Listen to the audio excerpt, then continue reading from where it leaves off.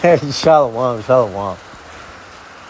This is your brother Yahawah from the GMS Atlantic Camp. Before I get into this message, I want to start off by giving all praises, all glory, and all honor to Yahawah, Bahashem, Yahawah, Bahashem, Kwakadash, and I want to send double honors to the elders and the apostles of the great millstone, whom will and teach well. So we just saw this video, and there are tons of stories of these kind of things where the burglar gets shot by the home invader. And what's the natural reaction to, from regular people and even 2/3 and hell, even us? What is your natural reaction when you see a burglar gets shot when breaking in? We all say, fuck him, he deserved it, right? Because what was he doing there to begin with? Now, this video isn't much of a... and if I do it two times, don't call back twice.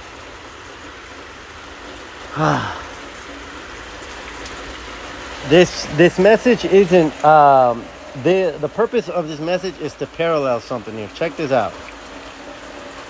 Because what do we have? What did we just see there? We saw a thief breaking into a house. He shouldn't have been there, and he was injured. And then that thief he passed away. So now the reason I bring that up is because for that same sentiment that you have that he deserved it, there's the same thing here. There's a parallel here. Survivor of Kabul airport terror attack has a message for Kamala Harris. You need to answer for what you've done. So basically what we have here is we have a friend of the biggest burglar in the world, which is America, the thief. Habakkuk 2:5. He transgresses by wine. He stays not at home. He enlarges his desire. He is as death, right? So this is a friend who joined hand with the wicked, with the thief. And this dude, take a look at this dude, man. That's a homeboy lefty now. Big lefty. Sergeant Tyler Vargas Andrews is a U.S. Marine who survived the terror attack at Abbey Gate following the disastrous withdrawal from Afghanistan by the Biden administration. He recently spoke to the Daily Caller, and they asked him if he has a message for Kamala Harris now that she's running for president. He suggested that she and others... Salakia.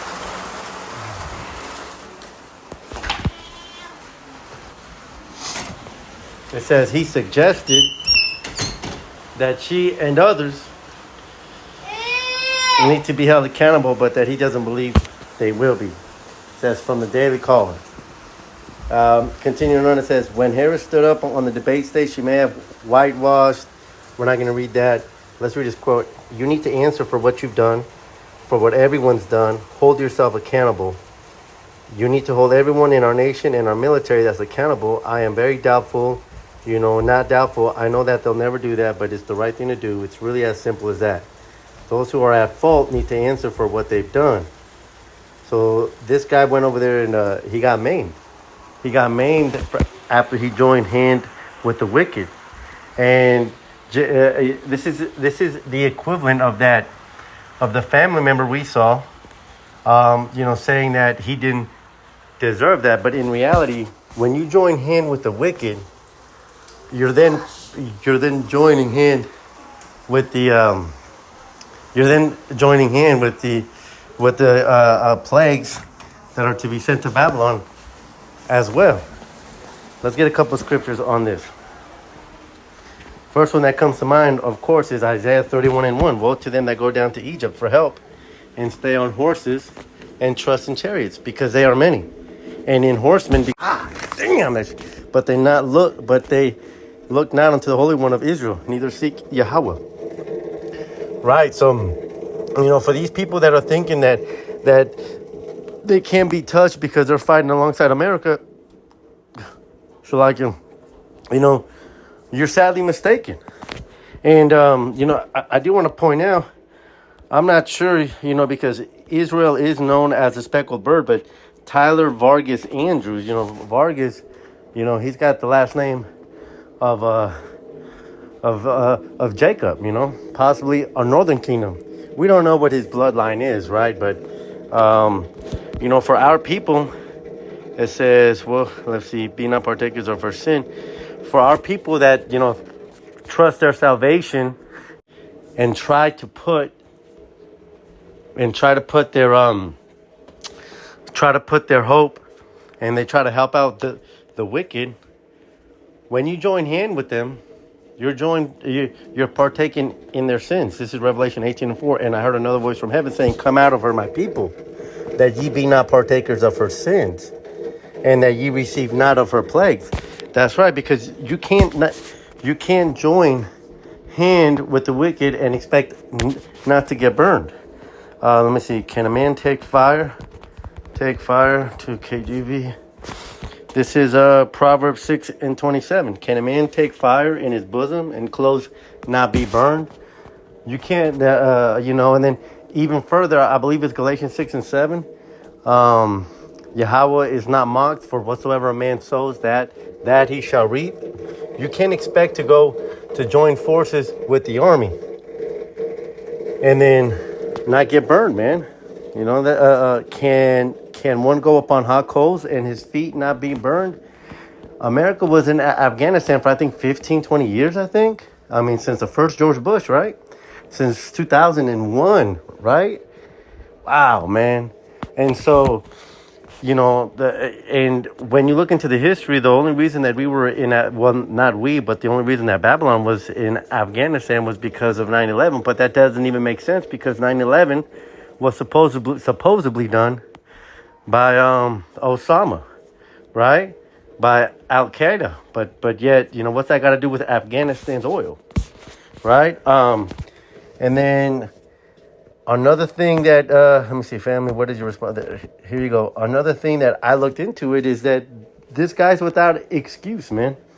Enlisted soldiers, you know, because when you Google what is the responsibility of a U.S. Army soldier, it's supporting military operations.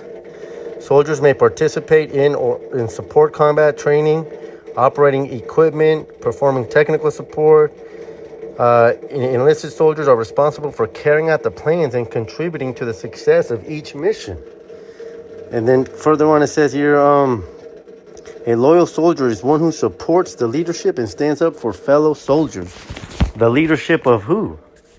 The leadership of Babylon the Great. So he knew what he was getting into, man. When you join hand with the wicked, be prepared.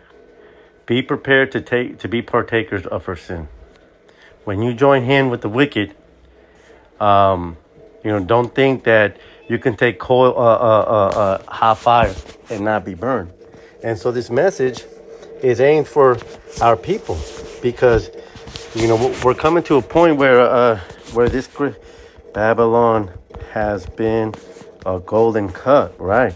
Jeremiah 51:7. Babylon has been a golden cup in Yahawah's hand, that made all the earth drunken. The nations have drunken of her wine, therefore the nations are mad. And you see the wordage there is Babylon has been a golden cup, because it's no longer that golden cup. It's no longer the so-called light of the world. It's no longer the leader on the global stage, man. It's past. It's done. And for you guys that want to continue this Ponzi scheme, man, you're gonna be partakers of her sins, you know, because this is what's coming. He shall separate the goats from the sheep. KJV. Matthew 25:33. Well, let's go ahead and start 32. And before him shall be gathered all nations, and he shall separate them one from another, as a shepherd divides his sheep from the goats. Right. So Yahawah is coming, you know, and he's going to make a separation. Those who were calling upon his name, and those that were going down to Egypt, you know, and he shall set the sheep on his right hand, but the goats on the left. So there's going to be a separation. And when this separation comes, you're going to be way further gone than old lefty here. You're not going to be missing a left arm but you're going to be destroyed, man. So I want to put this video together just to show what the parallel is. The thief that goes into the other country and gets maimed or gets killed, we should not feel sorry for. We should rejoice over it, because we have, and this should be a cut for the world, because Democrats, Republicans, Catholics, Christians, anybody that sees that first video, which I showed of the thief being killed, the first thought in your head was, that's what he deserved. Well, same thing. That's what he deserved, for joining hand with the wicked, for joining hand with the thief, man. And much worse is coming. So I hope this lesson has been edifying. And with that, I say shalom.